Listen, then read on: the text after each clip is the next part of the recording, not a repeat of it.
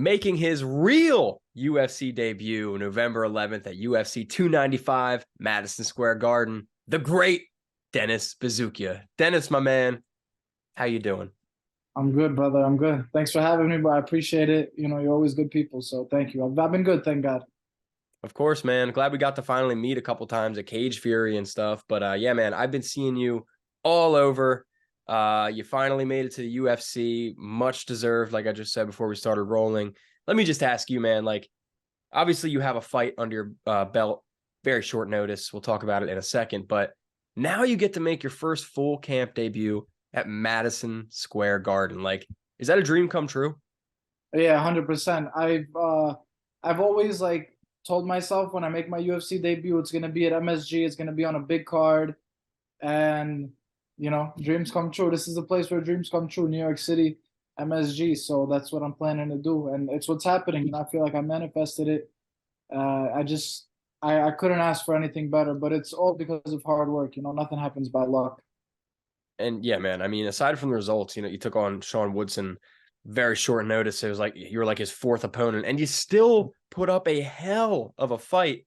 So like, how has the UFC experience been so far? Minus maybe not getting the win you wanted. Yeah, I mean, besides obviously losing that fight, which I hate losing, it burns inside. Yeah. But the UFC is amazing, man. I've always loved everything they've done. I love the fact that I'm here. They treat everyone great. I really can't say anything bad about them.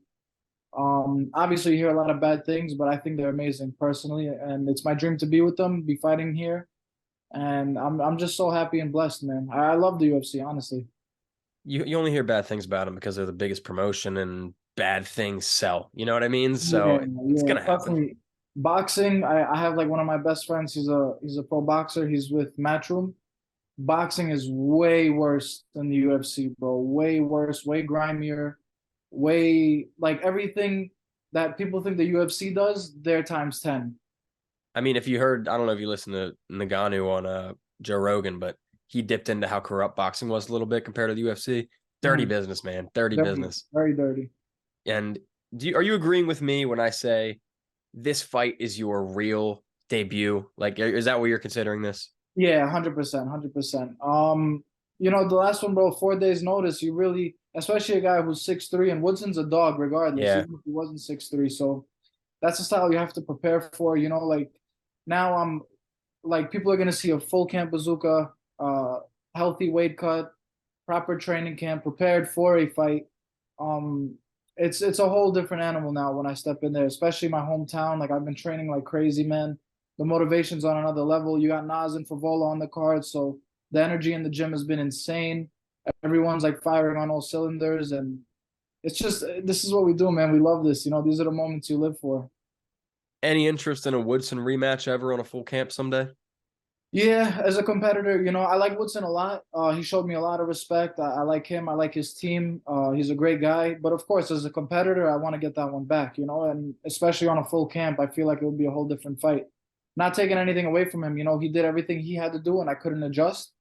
But I think on a full camp, it's a different fight. So, of course, as a competitor, all due respect to him, I would love to get that one back. Well, now the focus is on Jamal Emmers, who you're taking on UFC 295. What are your thoughts on him? How do you feel about this fight? He's definitely really good. He's well rounded. He's good everywhere. Solid striking, good grappling, good cardio. He's a tough guy, you know what I mean? But I believe I'll be world champion, and for me to be world champion, I would have to beat someone like Jamal Emmers. I see a lot of people saying like the UFC did me no favors with this matchup. The guy has a lot of experience and stuff, but I train with killers every day, man, and it'll be another day in the office. It's what I do. I'm not. It's just a body in front of me. At the end of the day, 2 arms and 2 legs. He bleeds like all of us, and that's it. As long as I put the hard work in and trust my training, trust my team, I think I should come out on top, man, and I will come out on top.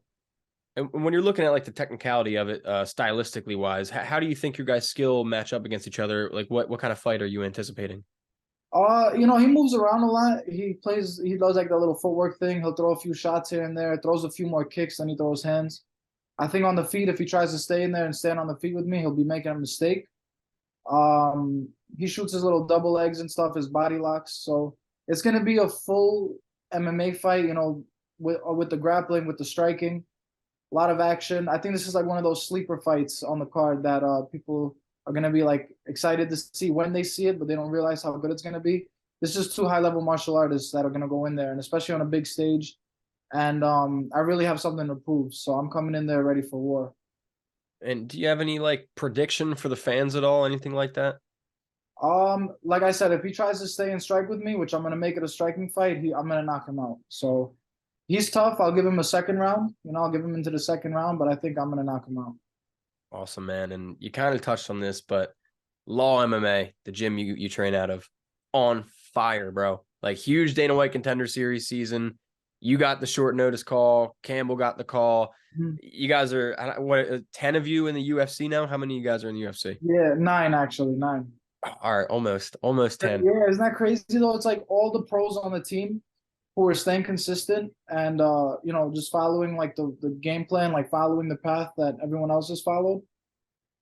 Every pro gets to the UFC on the team, and getting to the UFC isn't easy, man. Like you're considered the best, one of the best fighters in the world, and that's the elite of the elite in the world. So a small gym like ours from Long Island is just a bunch of New York guys who just come and train and who love the game, who love the sport, who love martial arts, just to put our skills together and really work hard and get to the UFC is something crazy. It's not like Extreme or ATT or Killcliff where it's like a super hub and guys come in from around the world who are already established. This is guys brought up.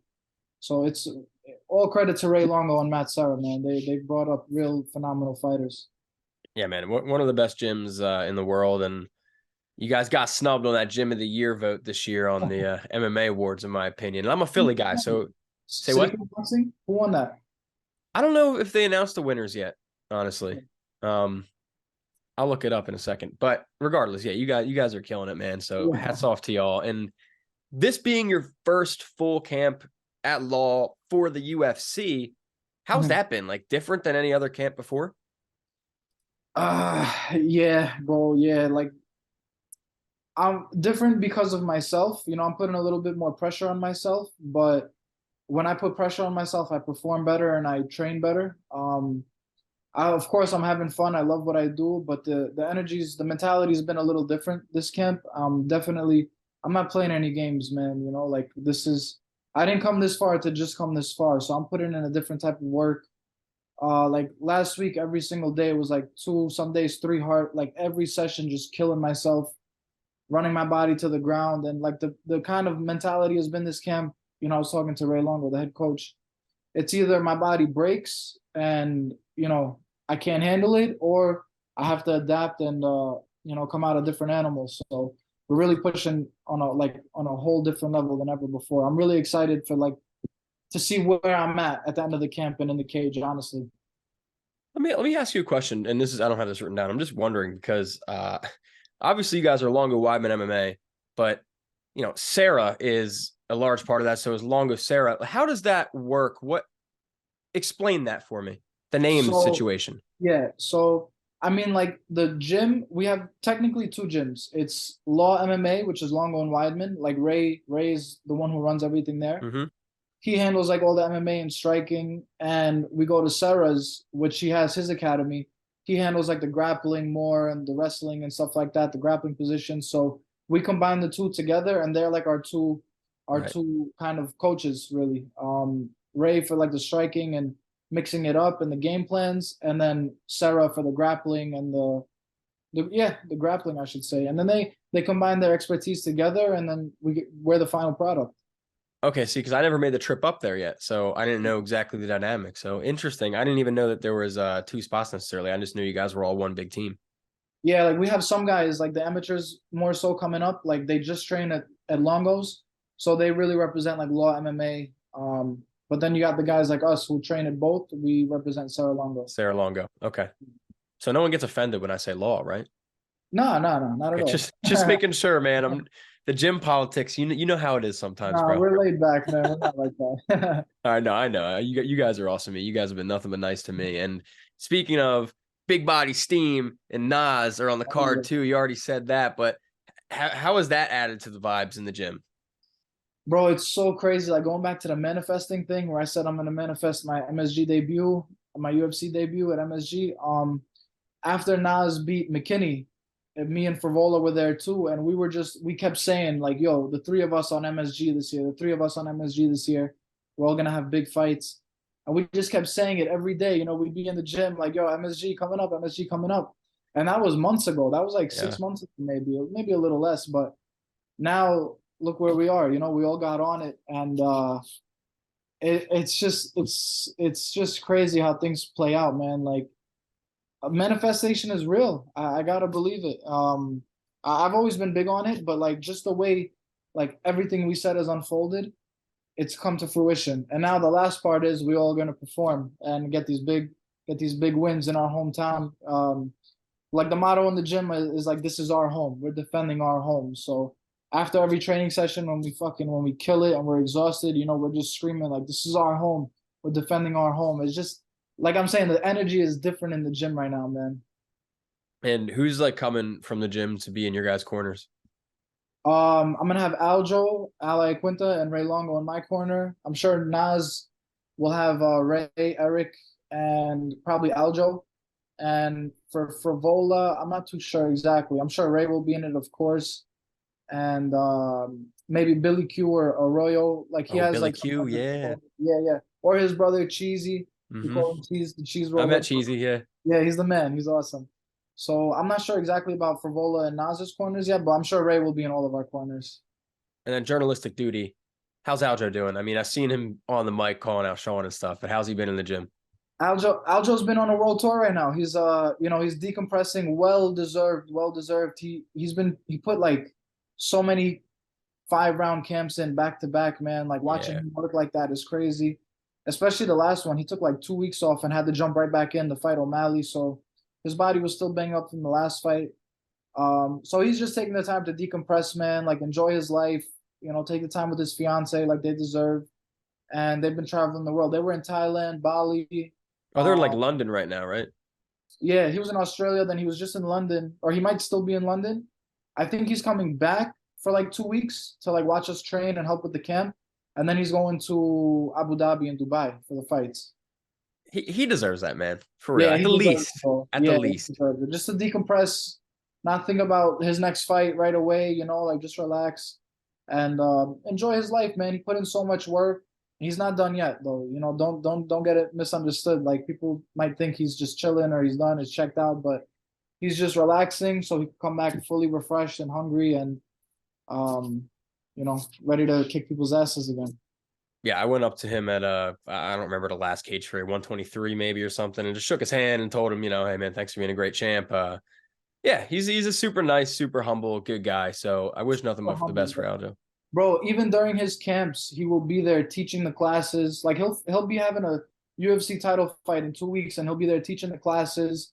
Like after his training, staying and watching us train and helping us with certain things and cleaning things up. Like who does that? You know, you're a world champ, and he really cares about all of us. Like he's super humble, super caring, especially for the team. Like he doesn't get his flowers, man. It kind of sucks to see, but he's Yeah. mentally strong, and but it's okay. It's okay. It fuels him. Yeah, no, he's a good guy, and I hope he gets that rematch, man. And you know what?